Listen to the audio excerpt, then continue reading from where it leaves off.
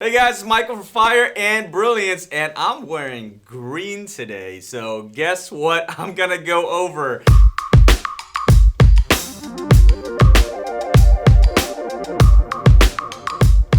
I'm definitely gonna go over the gemstone emeralds. Okay, so first of all, let me go ahead and throw out some fun facts here.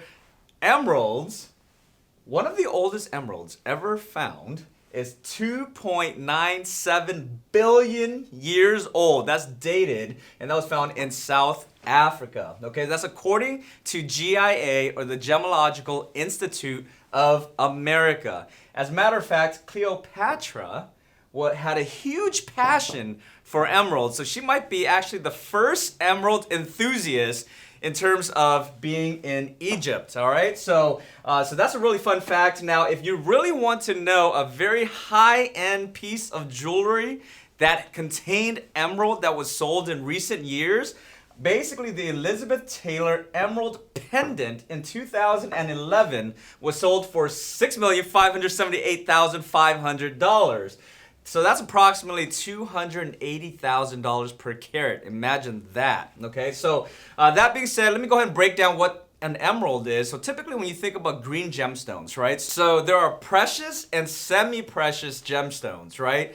Traditionally, that's how it's categorized. Whereas precious gemstones will be considered, or will include rather, diamonds for non-colored gemstones, and for colored gemstones it will be rubies, sapphires, and emeralds. With all other gemstones other than diamonds, rubies, sapphires, and emeralds will be considered semi-precious gemstones. Now, in today's world, many gemstones are actually quite rare, and since more gemstones are more commonly accepted, that terminology and that definition may be different from person to person, from gemologist to another, from a collector to the next. So that is actually intermingled in today's world. But traditionally speaking, if you are referring precious and semi-precious gemstones, the precious gemstones are diamonds, rubies, sapphires, and emeralds, and everything else is considered a semi-precious gemstone. Okay, so that's another fun fact that is not up on this board here. But that being said, the mineral that creates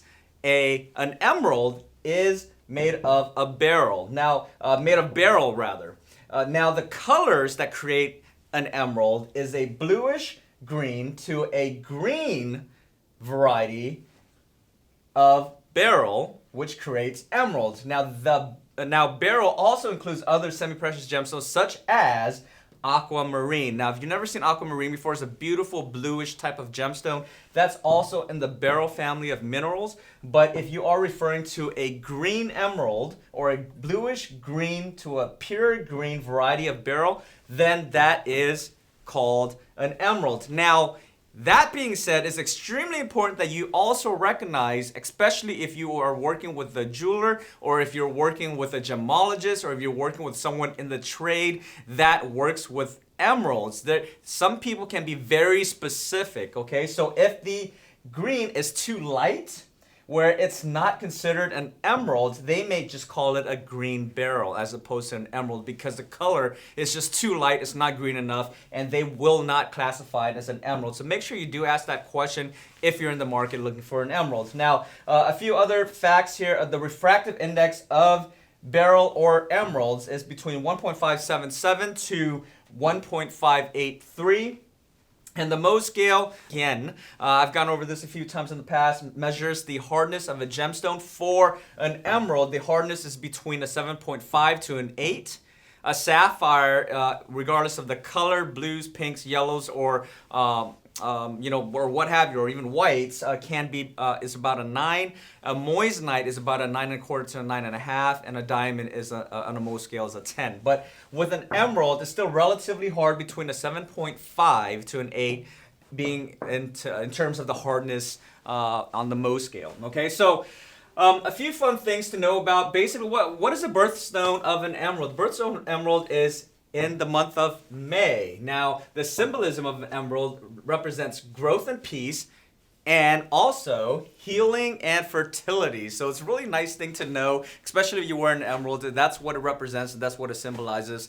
So that being said, I'll go over the color in a bit. Let me go ahead and break down a few other things when it comes to emeralds and many of the, and just to clarify, these Geminars that I'm going over when I'm going over any gemstone, regardless of the sapphires, rubies, moissanite, diamond, or what have you, I typically will try to go over the main points as to what most people are looking for. Obviously, there's a lot of more information out there. If you really want to know the science behind it, there's much more information, but these are the main points. Typically, when people are trying to buy a piece of jewelry or emerald, they want to know a little bit of the history, a little bit of the fun facts, what it's made of, the minerals, and in terms of the pricing, cuts, and color and clarity. If you really want to break down in terms of how to identify and those type of things, obviously that is for another episode, but this is the highlight of what an emerald is. Okay, so that being said, basically the common cut for emeralds or emerald gemstones, also called an emerald cut.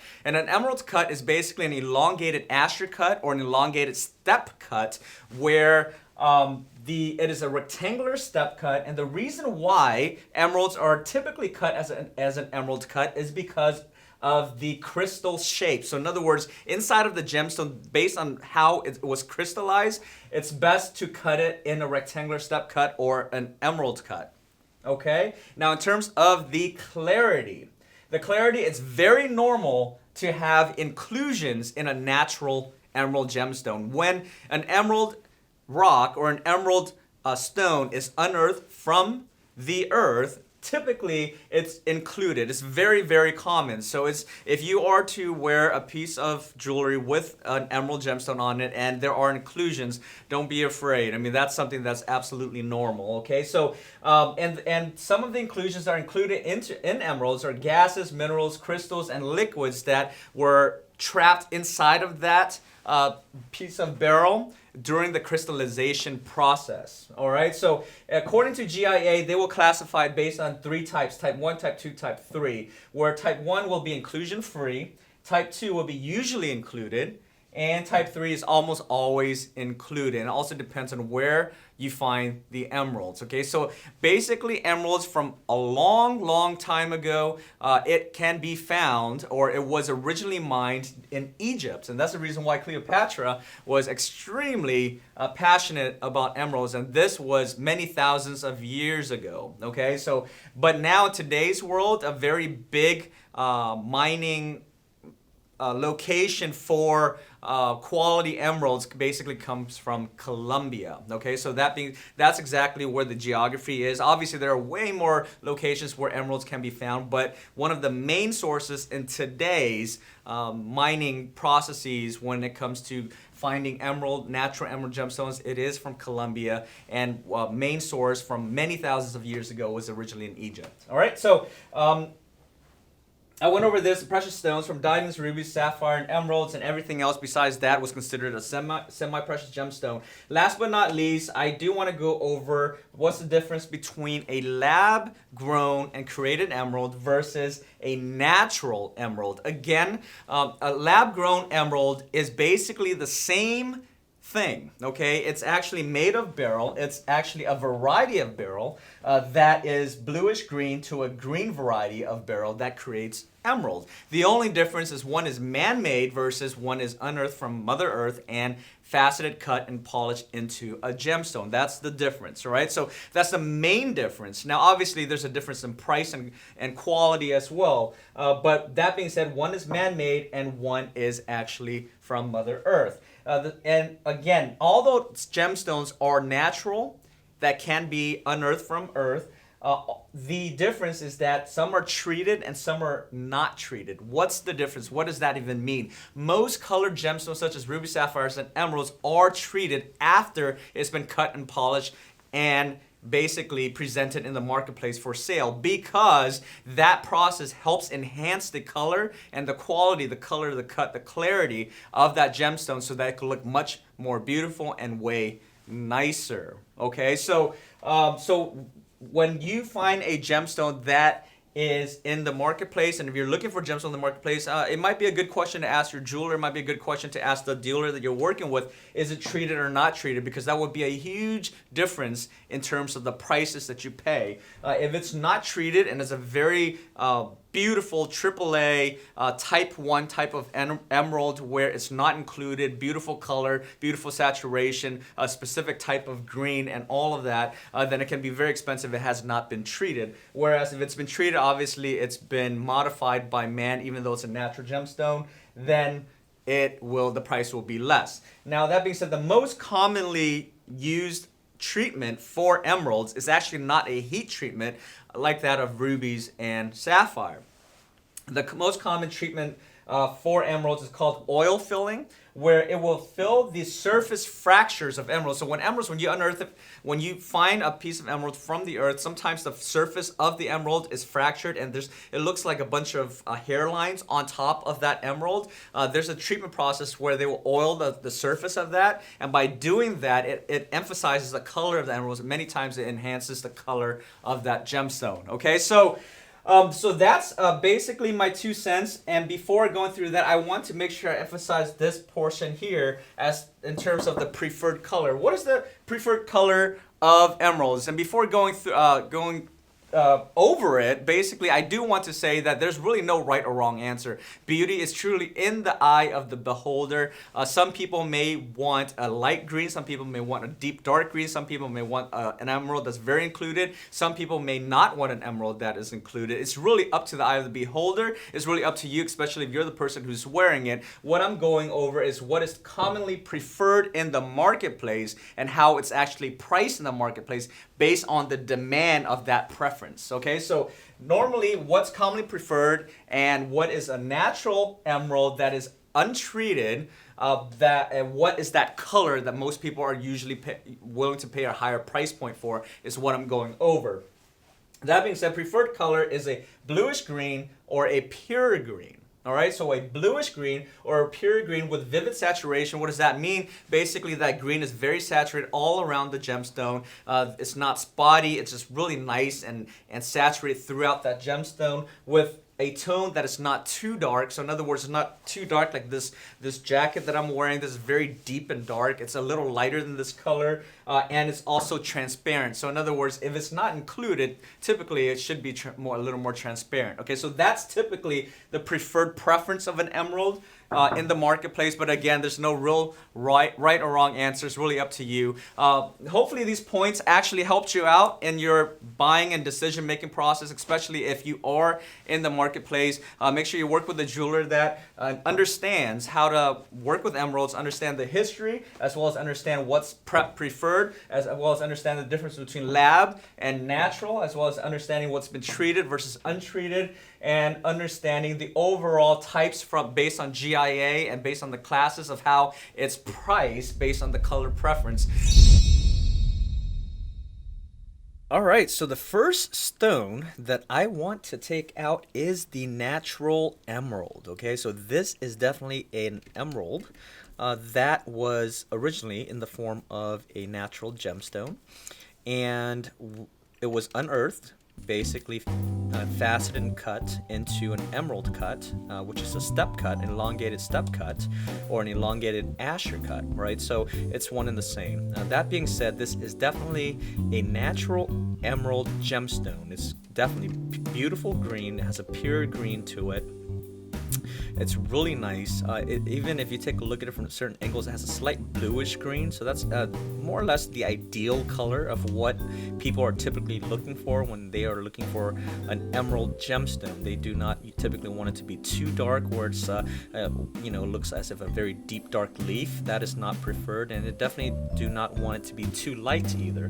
Again, when it's too light, typically a gemologist or anyone in the trade may call it a green beryl instead of a green emerald. So for an emerald to be called an emerald, it definitely should have a green color, and the preferred color is something like this. And on top of that, it's typically preferred when the stone is a little more transparent. As you can see, Natural gemstones, especially emeralds, typically will have inclusions and fractures on the surfaces. Okay, so it's very common. It's not abnormal to see that. In this case, it's definitely been treated. As I mentioned earlier, when you treat an emeralds, they react very poorly to heat. So a heat treatment to enhance the color is not going to work very well for emeralds. That's more or less better for gemstones such as sapphires and other gemstones. Okay, but for emeralds specifically, the way to enhance the color is to put an oiling. It's called oiling. Is a type of treatment where they put on the surface areas where the fractures are, and it makes it look much more smooth. And then on top of that, it will enhance the overall color. So this definitely has been treated in order for it to look this smooth and beautiful. Okay, so that being said, this specific emerald is approximately 8 by 6 millimeter. It's graded as a AA. In colored gems, typically when you are purchasing colored gems, it'll have 3 A's, triple A's, double A's, or one single A as the grade, with a triple A being the best grade. This is a double A. All right, so it's right in between a triple A and a single A, and this specific stone is approximately 1.25 carats in total carat weight. It's also a beautiful green. It's again treated, and because of the fact that emeralds react very poorly to heat, the treatment here is to place a specific type of oiling technique on top of the surfaces to enhance the color. Okay, for this stone specifically, it's about a medium dark, but slightly not too dark, slightly included with a high brilliance. It's a good cut and a good polish. All right, so again, it's in the family of minerals called the beryl. In this case, it's obviously a green beryl. Now, let me go ahead and place that down for you. The next stone I'll be taking out, and I do mention this quite a few times in my previous Geminars, I try my best to basically compare apples to apples, but many times we're not able to find a natural gemstone at that point in time to match with the lab stone that we are trying to compare it with. So we do our best to compare the sizes, but in this case, the closest size that we were able to find for this natural comparative to the lab is a 9 by 7. So this one is a slightly larger gemstone. This is a lab created emerald. Again, the only difference is that this is man-made. Was not crystallized in Mother Earth. The only difference is that it's made in a lab, and in this case, it's a 9 by 7 millimeter. Now, as you can see, anything that's basically created by man many times can be controlled in terms of quality, in terms of pricing, in terms of overall production, in terms of the overall look and feel. Now let me take this natural back. And again, when I say that's the same, it's definitely made of beryl as well. Okay, so although it's man-made, it's definitely made of the same mineral type. As you can see, the coloration is very similar. The only difference is that this one, since it's included and it has fractures on the surfaces where it had to be oiled, you could definitely see the the cloudiness, if you will, of the gemstone of the naturals. But due to the fact that this specific stone on the left-hand side, or in this side rather, is a man-made gemstone, as you can see, it's made of great quality, high quality. So in short, if you are able to find an emerald that is in nature, it's naturally like this, without it ever being treated, without any oil treatments or any other methodology of treatments, and it's this clear, the clarity is actually this high, and the gemstone is this big and is found in Mother Earth and faceted, it can be very, very expensive. So what are the pros and cons? The pros of wearing a natural gemstone is that you can say that it came from Mother Earth. It's something that was found and unearthed from obviously this world, and you can wear something that it's very unique in itself. Now, but the con is that it can be very pricey if you want the quality to look like that, right? So you could definitely see the difference between the quality there. The clarity here is very high, the clarity here is lower. The luster here is definitely beautiful. It's transparent. The green is definitely green, but it's a pure green. This is also a pure green, but it's not transparent at all due to the fact that it's heavily included. Or slightly included in this case. It can be much more included for other types of emeralds, but the pro for the lab create is that you can wear a much bigger size at a much higher quality for a lower price point. However, you can't say that it's from Mother Earth. Whereas if you are going to wear something like this, you will for the specific budget. If it's a lower budget, then you will have to work with something with a lower grade, something that's a little more included, and at the same time maybe even a smaller gemstone, but you can say that's from Mother Earth. So there's really no right or wrong answer, and I say this all of the time because it really depends on you, your taste, your preference, your style, what you hold near and dear to your heart. Do you want something that's from Mother Earth, or do you want something that is man-made? Do you want something that's of higher quality, something that's bigger for a lower price point, that looks just as beautiful, and it being from Mother Earth is not important to you, then go with the lab. But if it is very important to you that it has to be a natural, then go with the natural. So again, it's really up to you, your preference and your taste. The whole idea of this Geminar is to really showcase what the differences are so that you can make that decision on your own. Okay, so that being said, let me go over the prices of these two stones. If you were to buy this stone, if this is a natural gemstone, it would probably be graded as a AAA. It's very transparent, it's a beautiful green, it's all nicely cut, it's nicely polished, everything's beautiful about it. This specific stone, the entire stone is about $900. Okay, whereas this stone is an 8x6, so it's smaller than this 9x7. This one is 8x6. This is a natural gemstone. It's been treated, it's been oiled on top. You can see it's a little bit of inclusion. The color is still very beautiful. Everything about it is still really nice. It's just a step down in the size as well as a step down in the clarity, but the step up is that it's definitely a natural gemstone as opposed to a lab gemstone. If that is what you're looking for, it doesn't necessarily mean it's a step up. It just means if that is what you're looking for, then it may be a step up to you. Okay, so that being said, this stone is going to cost you approximately about $5,000 to $6,000 in the marketplace, depending on where you buy it. Okay, so those are the difference between the two gemstones. Both are emerald cuts. Both emeralds. Both are green.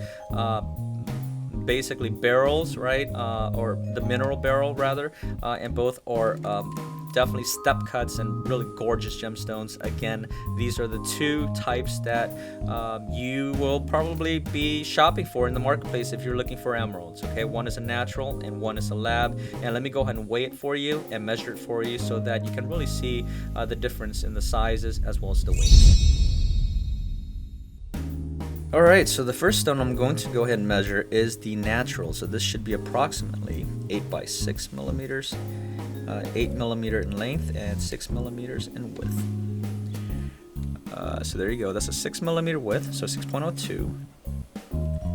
And here's the length, 8.02. Alright, so that's it.